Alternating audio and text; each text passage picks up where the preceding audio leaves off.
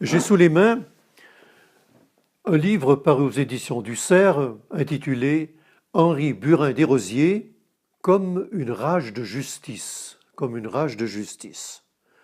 En fait, c'est une interview qui a été faite avec le frère Henri Burin-Desrosiers, qui est aujourd'hui plus que nonagénaire, et qui fut un témoin, je pense, de notre siècle en faveur de plus de justice, menée dans des conditions très différentes, et j'allais dire aussi dans des continents très différents.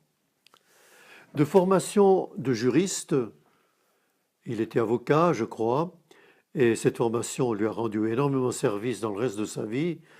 Henri Burin-Desrosiers s'est d'abord fait connaître en 1968, mai 68. Il était à ce moment-là aumônier de la faculté de droit de Paris. Et nous avions, nous, l'ordre dominicain, qui avait cette aumônerie, eh bien, était au premier plan, justement, de mai 68. Ça, j'ai pas besoin de vous le dire. Et il recevait les étudiants, et cette aumônerie n'a jamais été fermée pendant cette période-là. Il recevait les étudiants pour chasser par la police, obtenant d'eux qu'ils puissent faire même des dialogues entre eux, etc.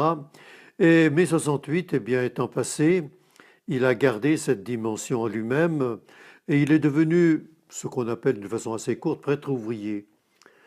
Tout d'abord à Besançon, et puis ensuite il s'est engagé dans un organisme social en Haute-Savoie, ici à Annecy, tout près de Genève, où il a laissé beaucoup de témoignages de défense des ouvriers, et en particulier des Nord-Africains qui commençaient déjà à peupler cette région, notamment la ville de Cluse, dans le bassin de l'Arve, qui est très connu.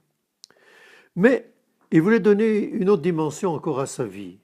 Et sur le tard, j'allais dire, il était déjà âgé d'une cinquantaine d'années, si ce n'est pas davantage, il s'oriente vers le Brésil.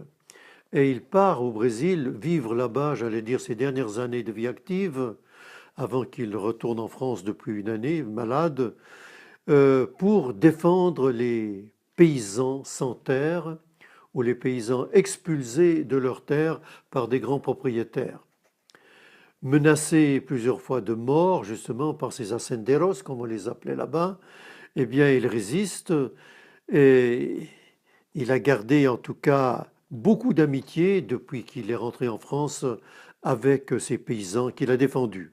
Alors, le petit livre que j'ai sous les yeux n'a pas été écrit directement par lui, mais c'est une interview faite par Sabine Rousseau, une historienne, excusez-moi, et qui remet en scène justement les différentes phases de la vie de Henri Burin-Desrosiers, et on retrouve notre Henri avec toute sa verve, son humour et j'allais dire aussi son actualité.